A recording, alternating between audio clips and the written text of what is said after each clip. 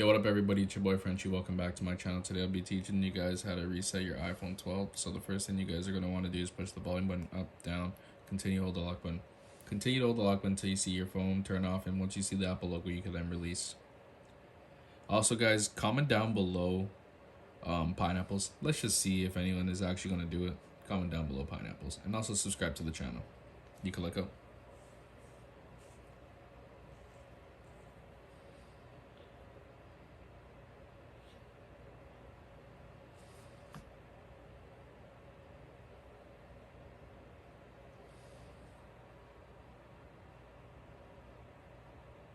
And there you guys go, your phone has been resetted.